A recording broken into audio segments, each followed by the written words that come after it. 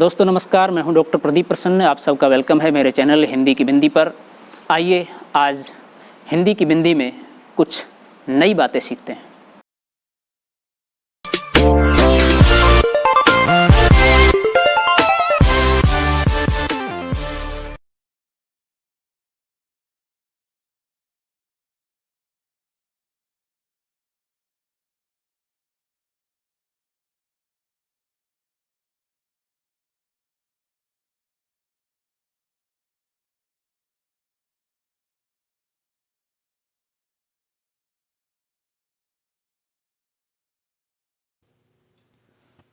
विद्यार्थियों, आज की वीडियो हम बना रहे हैं कक्षा 10 की हिंदी पाठ्यपुस्तक क्षितिज के पाठ कन्यादान से।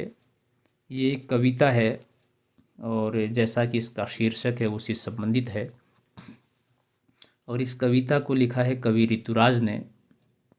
और यहाँ पर हम इस वीडियो में जो पढ़ने वाले हैं वो है ऋतुराज का जीवन परिचय और कन्यादान कविता का सार और कन्यादान कविता का अर्थ, भाव और व्याख्या। तो वीडियो प्रारंभ करें उससे पहले आप सबसे निवेदन है, यदि आपने हिंदी की बिंदी चैनल को अभी तक सब्सक्राइब नहीं किया है और बेल आइकॉन को नहीं दबाया है तो उसे सब्सक्राइब कर लीजिए। ऑल नोटिफिकेशन बेल आइकॉन को दबा लीजिए ताकि सभी प्रकार की वीडियो आपको यथासंभव मिल सके और आप ऑनलाइन यदि पढ़ाई करना चाहते हैं तो तथ्यात्मक रूप से सही पढ़ाई इस चैनल के माध्यम से आप कर सकें। प्ले लिस्ट में जा कर के आप कक्षावार पढ़ाई कर सकते हैं, देख सकते हैं सभी वीडियो। जैसे कक्षा 10 की वीडियो आप प्ले लिस्ट में जाइए तो सारी वीडियो मिल जाएंगी। तो आइए वीडियो प्रारंभ करते हैं। तो सबसे पहला बिंदु इसमें ऋतुराज का जीवन परिचय यानी कि जो कवि हैं उनका। कवि ऋतुराज का जन्म राजस्थान के भरतपुर जिले में सन 1940 में हुआ। उन्होंने राजस्थान विश्वविद्यालय जयपुर से अंग्रेजी में एमए की उपाधि ग्रहण की। उन्होंने लगभग 40 वर्षों तक अंग्रेजी अध्ययन किया। ऋतुराज के अब तक के प्रकाशित काव्य संग्रहों में पुल पानी में एक, मरण धर्मा और अन्य, सूरत निरत तथा लीला अरविंद प्रमुख हैं। इन्हें कई सारे पुरस्कारों से सम्मानित किया गया जिनमें सोमदत्त, परिमल सम्मान, मीरा पुरस्कार, पहल सम्मान तथा बिहारी पुरस्कार शामिल हैं। उन्होंने अपनी कविताओं में यथार्थ से जुड़े सामाजिक शोषण एवं विडंबनाओं को स्थान दिया। इसी वजह से उनकी काव्य भाषा लोक जीवन से जुड़ी हुई प्रतीत होती है। यानी कि अंग्रेजी में प्रमुखता से लिखने के बावजूद भी आपने हिंदी में भी लिखा और अनेक सम्मान आपको मिले और सामाजिक सरोकारों से जुड़ी हुई कविताएं आपने लिखी। कन्यादान कविता जो इस पाठ में संकलित है, इस कविता का हम पहले सार पढ़ लेते हैं, उसके बाद कविता पढ़ेंगे, उसका भाव और अर्थ पढ़ेंगे। कन्यादान कविता का सार। प्रस्तुत कविता में कवि ऋतुराज ने माँ और बेटी के बीच होने वाली घटना का वर्णन किया है। जब एक माँ अपनी बेटी को शादी के बाद विदा करती है तो उसे ऐसा लगता है मानो उसके जीवन की सारी जमा पूंजी उससे दूर चली जा रही है। फिर उनका पुत्री मोह उन्हें इस बात से भयभीत करता है कि उनकी बेटी नए घर में जा रही है, कहीं उसे कुछ परेशानी न हो या उसे कोई अत्याचार न सहना पड़े। इन सब के कारण माँ चिंतित होकर अपनी फूल सी बेटी को भले बुरे का पाठ पढ़ाने लग जाती है, जिसे जीवन में आने वाले दुखों का कोई बोध ही नहीं है। उसने सिर्फ अभी कुछ खुशियां ही देखी हैं और उन्हीं के सपने संजोए हैं। अर्थात जब तक किसी लड़की की शादी नहीं होती तब तक उसे घर में एक बच्ची की तरह बड़े लाड़ दुलार से पाला जाता है, परंतु विदाई के वक्त अचानक से वह बड़ी लगने लगती है और उसकी माँ उसे सही गलत समझाने में लग जाती है। निश्चित रूप से बड़ा ही भावात्मक रिश्ता है और ये कविता हमें बहुत कुछ सिखाने वाली है। भारतीय परिवेश में रिश्तों का बहुत अधिक महत्व है। माँ बेटी का जुड़ाव अपने आप में एक विशिष्ट रिश्ता है। बिटिया जब अपने पीहर रहती है विवाह से पहले, तो उसे बड़े लाड़ से, बड़े प्यार से, बड़े दुलार से पाला जाता है। उसकी बहुत सारी गलतियाँ माफ़ की जाती हैं और वो अपना स्वच्छंद जीवन जीती हैं। लेकिन शादी के बाद जब ससुराल में जाती हैं तो बहुत सारे बंधन उस पर लगते हैं, और उन सब चीज़ों को सोचते हुए माँ ये सोचती है कि उसका जीवन किस तरह से व्यतीत हुआ है। वो एक बेटी से बहू बनी है, वो अपने पीहर से ससुराल आई है, तो कितना परिवर्तन उसने जीवन में किया है, कितने समझौते किए हैं। वो तमाम चीज़ों को याद करते हुए अपनी बिटिया को कुछ समझाती, विदाई के वक्त उसे कुछ सलाह देती है, और वो सारी चीज़ें उसकी स्मृति में आ जाती हैं। तो इस कविता में उसी तरह का भाव है। तो आइए हम कविता पढ़ते हैं, कन्यादान कविता। कितना प्रामाणिक था उसका दुख, लड़की को दान में देते वक्त। कन्यादान कहा जाता है, तो दान में दी जा रही हो, जैसे वह उसकी अंतिम पूंजी हो। कविता का भावार्थ है, प्रस्तुत पंक्तियों में कवि कहता है कि अपनी लड़की का कन्यादान अर्थात शादी के बाद विदा करते वक्त किसी माता का दुख बड़ा ही स्वाभाविक दुख होता है। इसमें कोई किसी तरह की अस्वाभाविकता नहीं होती है। हर माता को ये लगता है कि उसके जीवन की आखिरी जमा पूंजी भी उससे दूर चली जा रही है। बड़े ही लाड़ दुलार से उन्होंने अपनी बेटी को पाल पोस कर बड़ा किया था। आखिर अपनी बेटी के साथ ही तो वे अपने जीवन का सुख दुख बांटती थी। अक्सर बेटी जब बड़ी हो जाती है 10वीं क्लास के बाद, या उससे पहले भी कई बार 7वीं 8वीं क्लास से प्रारंभ करती हैं, माएँ अपनी बहुत सारी बातें अपनी बेटी के साथ साझा करती हैं, अपना सुख दुख उससे बांटती है, और ऐसा ही बेटी करती है। हालांकि कुछ रिश्ते ऐसे होते हैं कि जिसमें अलग अलग रूप से बेटी पिता के साथ भी इतना प्रगाढ़ रिश्ता हो जाता है कि उसके साथ भी अपना सुख दुख बांटते हैं, लेकिन माँ का बेटी के साथ एक अलग अलग तरह का रिश्ता है। तो जैसा कविता में बताया है, निश्चित रूप से कि अपना सुख दुख उसके साथ बांटती हैं, और वही तो उनके जीवन की साथी थी कि हर प्रकार के, कई बार जब किसी प्रकार की प्रताड़ना, किसी प्रकार का दुख सामाजिक रूप से, पारिवारिक रूप से, अन्य प्रकार से उसको सहना पड़ा, तो अपनी बिटिया को बता दिया या बिटिया ने माँ को बता दिया, तो इस तरह से एक दूसरे के दुख को हल्का कर दिया। परंतु अब यह साथी भी उनसे दूर चली जा रही है, तो इस बात का उसे दुख है। आगे कवि कविता में लिखता है कि लड़की अभी सयानी नहीं थी, अभी इतनी भोली सरल थी कि उसे सुख का आभास तो होता था कि सुख कैसा होता है, परंतु लेकिन दुख बाँचना नहीं आता था।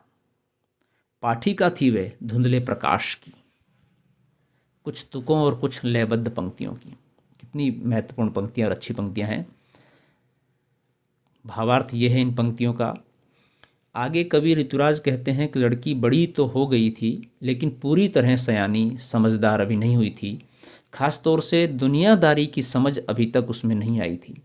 दुनियादारी का समझ से तात्पर्य यह है कि अच्छे बुरे का भेद के साथ साथ चालाकी, बेईमानी और सतर्कता से रहना, स्वच्छंदता जो अल्हड़पन है वो अभी समाप्त नहीं हुआ था।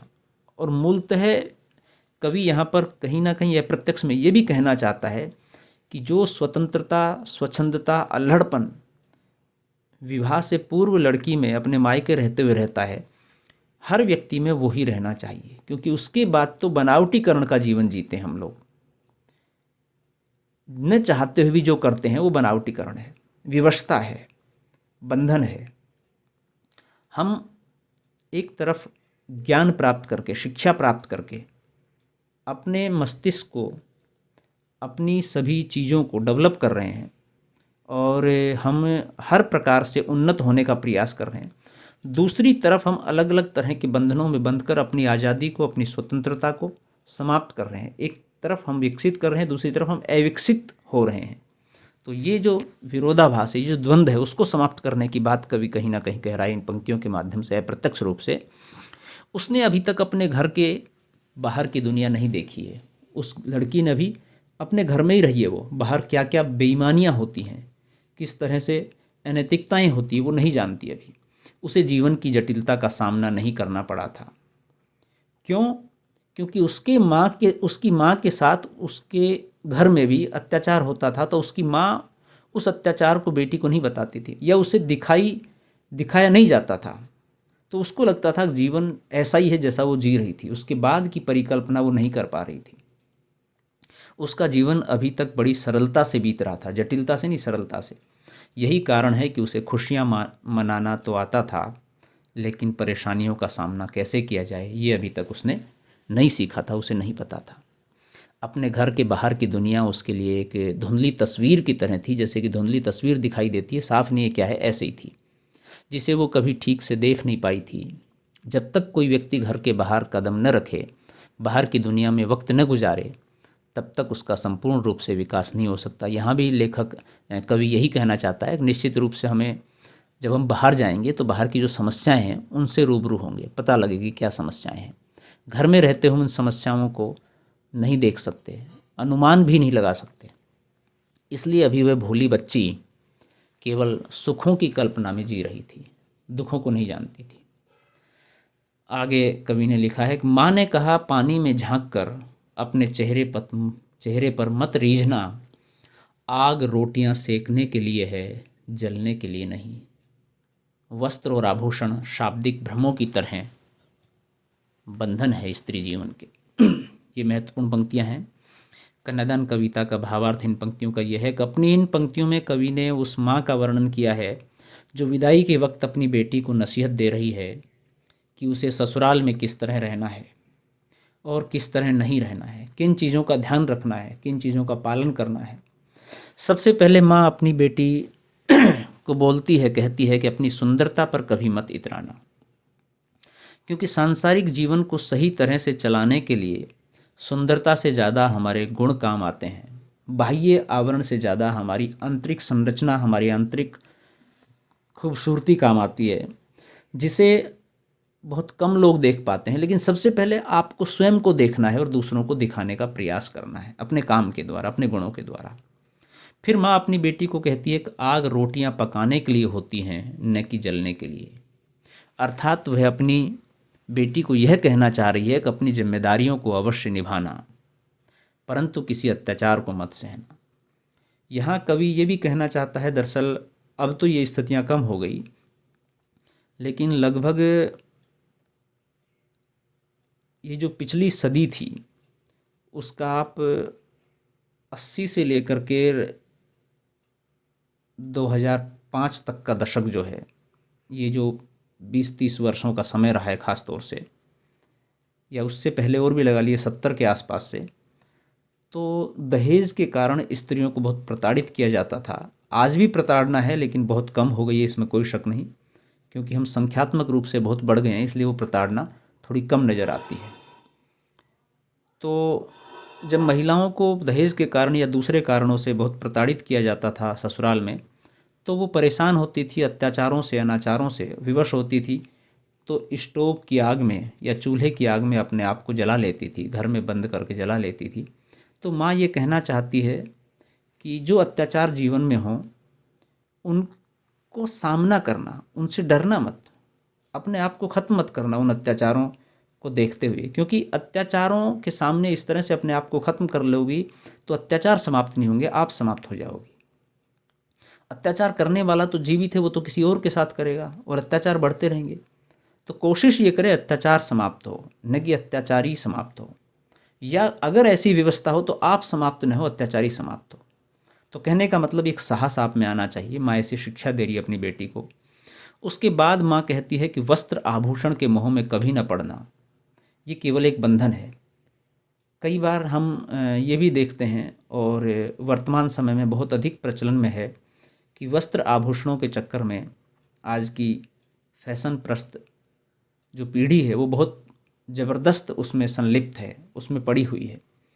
तो इसका मोह भी हमें त्यागना चाहिए। दरअसल ये भी एक बाज़ार का चमक धमक का आकर्षण है जो हमें आकर्षित करता है कुछ समय के लिए, और इस आकर्षण ने बहुत सारी दुर्घटनाएं, बहुत सारे दुर्व्यवहार उत्पन्न किए हैं। तो माँ अपनी बेटी को या कवि अपने पाठकों को ये शिक्षा दे रहा है इस कविता के माध्यम से, जिसमें कभी नहीं बंधना चाहिए। इसके चक्कर में बसा बसाया संसार भी उजड़ सकता है निश्चित रूप से। ये कवि इसलिए भी कह रहा है कि दरअसल इनके प्रलोभनों में पड़कर ये इच्छाएं होती हैं कि अब वैसा आभूषण उसने पहना है। जैसे अक्सर हम फिल्मी अभिनेत्रियों के वस्त्रों की, उनके आभूषणों की नकल करते हैं, तो वो सब दिखावा है दरअसल। वो उस फिल्मांकन में, चलचित्र में 2 घंटे 3 घंटे 2.5 घंटे की जो मूवी है, उसमें सिर्फ मनोरंजन के लिए या किसी किसी मूवी में शिक्षात्मक रूप से दिखाने के लिए वैसी ड्रेस पहनी जाती है। यथार्थ में वो इस तरह से कुछ नहीं करते हैं। तो उन चीज़ों को ध्यान में रखना है। कविता की आखिरी पंक्तियाँ हैं, माँ ने कहा लड़की होना पर लड़की जैसी दिखाई मत देना। बहुत महत्वपूर्ण पंक्तियाँ हैं। इन पंक्तियों में माँ अपनी बेटी को कह रही है कि अपने आप को किसी के सामने एक दुर्बल कन्या की तरह प्रस्तुत मत करना, और नहीं अपनी निर्बलता किसी के सामने आने देना।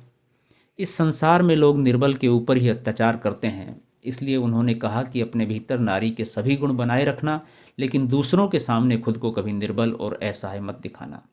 यानी कि नारी के गुण आप में इनबिल्ट हैं। ईश्वर ने, खुदा ने, वाहिगुरु ने, गॉड ने आपको प्रदत्त किए हैं, तो आप उनको बनाए रखिए, लेकिन आप उनके उन गुणों को अवगुण मत बनाइए। उन गुणों को इतना मजबूत कीजिए कि आप अपने आप को असहाय और कमज़ोर न दिखा सकें। आप ताकतवर हैं, आप में वो भी है, आप उन गुणों को भी दिखाइए आवश्यकता पड़े तो। यानी कि विरोध का सामना भी कीजिए, गलत असंगत का मुकाबला कीजिए। तो इस तरह से कवि इस कविता के माध्यम से, कन्यादान के माध्यम से, एक माँ जो अपनी बिटिया को समझा रही है, उसके माध्यम से ये बेटियों के लिए और सभी मनुष्यों के लिए एक बहुत अच्छी संदेशात्मक कविता है कि नारी सशक्त है, मजबूत है, उसे कमज़ोर नहीं समझना चाहिए, लेकिन उसके 2 पक्ष हैं अलग अलग, उनको भी समझना चाहिए, उनको जानना चाहिए। तो विद्यार्थियों, आज की वीडियो हम यहीं समाप्त करते हैं। आशा करते हैं वीडियो आपने पूरी देखी होगी और इसके लिए आप लाभान्वित होंगे इससे। यदि आपको वीडियो अच्छी लगी हो तो इसे लाइक कीजिए, शेयर कीजिए, कमेंट्स कीजिए और चैनल को सब्सक्राइब करना न भूलें। आपके मन में कोई सवाल हो, कोई जिज्ञासा हो, कोई प्रश्न हो तो आप कमेंट्स के माध्यम से पूछिए, हम उसका समाधान करने का प्रयास करेंगे। आज के लिए इतना ही। नेक्स्ट वीडियो में नेक्स्ट टॉपिक के साथ फिर मिलते हैं। तब तक के लिए शुक्रिया, नमस्कार।